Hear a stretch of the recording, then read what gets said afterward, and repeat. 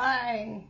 Okay, today we're going to go ahead and work on the toe of a toe-up sock.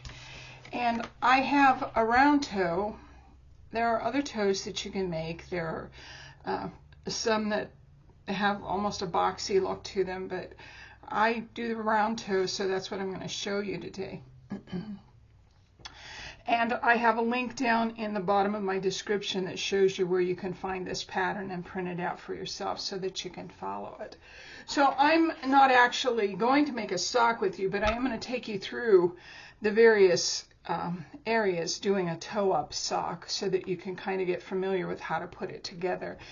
We've done the cuff down, and so you should understand the several pieces of a sock: the toe, the footbed, turning the heel cuff. You should know all of that coming down, but we're going to go the other way. We're going to go up. So I'm just using some scrap yarn that I have, and it looks like, there we go. Let me get this kind of situated here. Oh, I was really excited. Some friends of mine, I consider them friends, gave me a gift certificate to Michael's for my birthday, and so I got some of those wooden bowls that you keep the yarn in so you know it doesn't fall out. I've been wanting those for years, and to me it wasn't important, you know, something you want, but it's not really that. I'd rather put my money into yarn. So when I got a gift certificate, it was like, oh, I'm getting that. That's really cool. Okay, so in order to start, you'll need cable needles and circulars, and I'm using a size 8 because I'm using a worsted wool. Now you can, if you're using sock yarn, which is a lot thinner, let me show you how thin sock yarn is. So this is worsted and this is sock yarn, and you can see a big difference in the two, how thick they are. So if you're using sock yarn, I generally use either a 2.5 or a 2.75 millimeter needle, and so they're a lot smaller than these ones are. But in order for you to see the stitches, I'm going to use the bigger needles and the bigger thread. So let's go ahead and I'll show you how we cast on. First of all, you want to go ahead and lay your yarn over your two fingers, kind of like that, because you want a space, and I kind of hold it there. You don't need a lot because we're only going to cast on 8 stitches. The next thing you need to do a cast on is you're going to hold your needles together. The points are together, and so if you hold your hand towards yourself and your needles towards yourself, I'm picking up the needle on my left hand side and putting it under my yarn, and then I'm going to twist it, and you can see that's twisted into it's going to be a stitch. So then I take the needle that doesn't have a stitch over to the opposite side, and I go under and around, and now I have a stitch on both. And you're going to do that. The right hand needle is going to go to the left, under and wrap it, and the left hand needle is going to go to the right, under and wrap it. So I have 2. We're going to put 4 on each side, and so you're just going back and forth until you have your 4 wrapped stitches. Now once I've done that, I take the tail and I wrap it once or twice around my working yarn. I don't know if you can see that. And then I will hold that with my fingers against my needle so that it doesn't come loose. So we've cast on 8 stitches, 4 per side. The first row, we're just going to knit those. So I'm going to pull my needle out, and I'm going to knit 1, knit 2, knit 3, knit 4. Now that's only half of your row. You have to do both sides for it to be a full row. And so I'm going to come down here and I'm going to do the same thing on the other needle. Now, some people, when they knit this second side, will knit through the back. You don't have to. It's not necessary. I'm not quite sure why they do that, but I don't do that. So I'm going to knit. This will be 1 or 5, 2, 3, 4. So I have knit both sides. That's the very first thing that we do with these socks. And be careful not to pull it too tight. So once you've knit at least 1, maybe 2 rows, you'll want to take this tail, the non-working tail, and bring it to the front, wrap it to the front. And what this tells you is as you're knitting your sock, you will know where the first needle is. Otherwise, it can get a little confusing. So I'm going to pull my tail through there. And the next row we're going to do is row 2. We're going to knit front back. I'm going to use this just to kind of, so we're going to knit front back. That's not working very well. Let's see.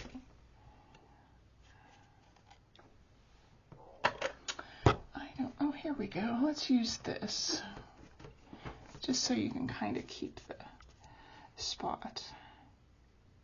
So we're going to knit front back. Now, to knit front back, I hope you've done this, but if you haven't, what we do is we again pull our right hand needle and we're going to knit into the front of one stitch, but we're not going to take it off yet. We're going to go into the back leg of that stitch. My needles are slipping, and knit again. So you've basically made 2 stitches out of 1 stitch. Let's do that again. We're going to knit into the front, but don't take it off. Don't slip it off your left hand needle. Come back to the back leg and knit through the back leg. Now you take that stitch off. So you've made 2 more stitches. And we're going to do that the whole way around. Through the front leg, knit, but don't take it off. Through the back leg, knit, now take it off. And we're going to do that with this last stitch.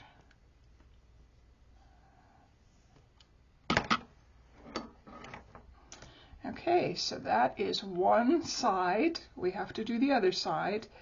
And again, putting the tail between those needles helps you to know this is the beginning of my round. So I'm going to go ahead and do knit front, knit back,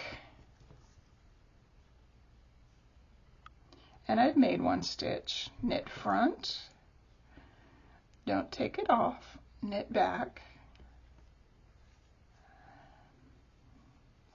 knit front, knit back, knit front, knit back.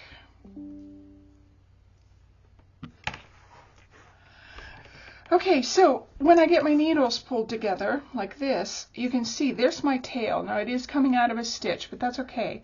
But that tells me when it's at the tips of my needles, that's the beginning of the next round. So our next round, we're just going to knit around. So let's go ahead and do that together, and then I will show you. Now I don't write patterns for a living, so mine aren't written like a regular pattern. But I'm going to knit around 2, 3, 4, 5, 6, 7, 8. I have to tell my computer not to restart. It just did an upgrade, so let me tell it. Not now. Okay, and then we're going to do the other side. Remember, we have to do 2 sides to make it a full row. There's our tail on this end, and we want it to be on this end when we're finished. So I'm going to do one, and I'm trying not to pull. You don't want to pull it too tight, but you don't want it too loose either. 2, 3, 4, 5, 6, 7, 8. Okay, so we're at the beginning of another round. We have done round 3. And I'm pushing my needle. It's a little bit tight. And the reason is, a lot of times it's very easy to pull when you're turning to do the next needle. It's very easy to just pull this too tight. And you can see your cable is smaller than your needle. So don't pull it too tight. You don't want to do that. Okay. So the next one, what we're going to do is, the pattern's written just a little bit differently. It's knit 1, make 1, knit 2, around to the last stitches, and then it's knit 1, make 1, knit 1. So let me show you what I mean. Basically what we're doing is we're knitting 1, and I don't want to pull that tight. And once I've knit 1, there is a little piece of yarn between these 2 stitches right here. You want to just put that on your needle, wrap it, and then pull your needle out, and you've made 1. Okay, so now we're going to knit 2. 1,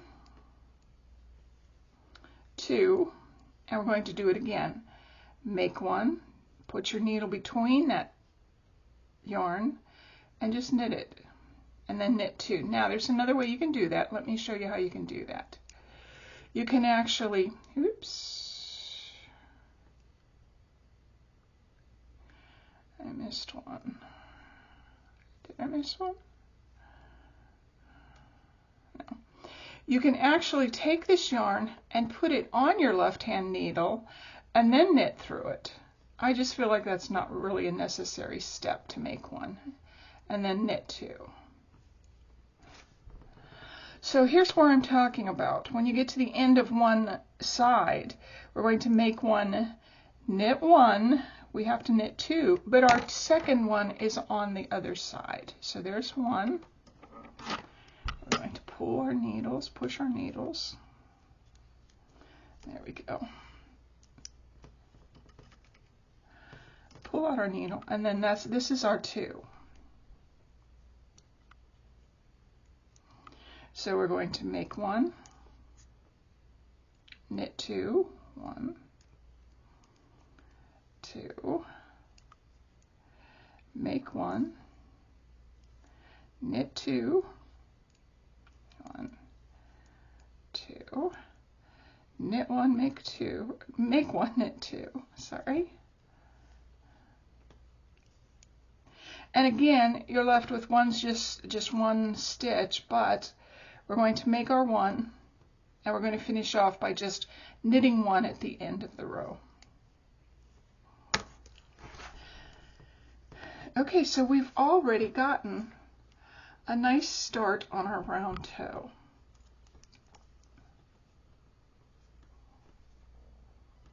And I'm not used to knitting socks on these big needles. Okay, so there we go. So the next row is just going to be knit again, knit again. We're on row 3. So, no, actually we should have 24. We're on row 5. So if you count these, there should be 2, 4, 6, 8, 10, 12 on each side. You should have done 12 on each side. And we're going to knit around those socks, and we're going to do the same thing pretty much with all of these. And you can see you knit a couple between, knit 3, knit 4, and then you can go up to 72 if you like. If you go up to 72, you might want to knit 2 more knit stitches after row 23, so that you have 72 stitches. 64 is a good stitch. When I use a 2.75 millimeter needle, the 64 stitches is enough for my sock. If I use a 2 or 2.5 size needle, then I actually have to cast on the 72. So you kind of have to play it by ear. Let me show you one more thing. I'll be right back. Okay, let me push this to the side so that I can show you a few things. So this is my bowl. Isn't that pretty? I think it's so pretty. And it's kept my yarn from falling on the floor. And my husband or I having to go and retrieve it. So this is a toe-up sock that I've made. And you can kind of see the way I'm making the toe is there are a few little holes where I increase. And I've kept them in a line by this pattern because I created it by looking at a toe down or a cuff down sock that had a round toe, and so then I just replicated it. But I have gotten these from burningimpressions.com, and what it is you'll trace your foot on a piece of cardboard and mark where your toe ends and where you begin your heel, so that when you're knitting, and let me kind of show you this. I can't show it to you real good because I've already gotten the heel on this one. But when you're knitting and you put this in, once you have this on the form, you can kind of see how far up you want to stop. And of course, this won't be here. You know, this won't be here. You'll just see this. You can kind of see where you want to stop for your toe. And this is one nice thing that you can do for yourself is make yourself, it works on cardboard. I used cardboard for a couple years before I made this, before I had Burning Impressions make this. And cardboard works just fine. So you just keep trying it on. You don't have to keep trying it on your foot. You're just sitting there. You keep trying it on the wooden part of your, and I have my name on mine. But this helps you to know where you want your toe to be, how big you want it to be. And then you can start your design. It also helps you when you start knitting the foot part. It also helps you because then as you slip this on, and all you do is you just slip it inside like that, and you can see once I got so far up on my pattern, then I knew to start my heel. And this is called the Fish Lips Kiss heel. I do a couple videos to help you know how to do the stitches. I don't show you how to do the fish lips. I just show you the stitches. So if you pay I think it's $2.49 now to buy it. It was $1 when I bought it. If you buy the Fish Lips Kiss heel, I have a few little helps that will help you. I don't show you how to do it because I don't want to mess up her. She owns the pattern. But anyway, when you're knitting this and you finally get this put on, once it gets up to here, then I know I need to start my heel. So this is a nice thing to do. And the Fish Lips Kiss from Ravelry pattern will show you how to make this, where to put all of your markings, and then how to use them. So I would, if you can, go ahead and get that pattern, and then we can work the Fish Lips Kiss together, or I can keep working just where instead of the fish lips, we go ahead and do it's the heel flap goes on the bottom of your foot, then you turn your heel like you do a regular sock, and then you pick up stitches to do your gusset from there. So we're going to do that in future lessons. I hope this has helped you. Go ahead and download my free pattern for the Angelic Toe Up Cast on for socks, and go ahead and work through it. In our next video, I'm going to show you how to go ahead and figure out how long you want to knit for the footbed. And if you have a pattern that you're working that you want to work on the front like I did, see, this is a geometric pattern. Let me put my hand in there. Well, actually, let me put my foot in there. You can kind of see the pattern. And you can do lace, or you can just knit around. If you're new to socks, a lot of times I suggest that you just knit around. You don't get too complicated until you've at least made one sock and know kind of the setup of how to do a sock. Okay, I hope this has helped you. I'm really glad to speak with you. I want to big shout out to my friend Diana, and encourage her that someday she'll be knitting too, not just watching knitting videos. Okay, I'll talk to you again. Bye-bye. Thanks for joining me. Bye-bye.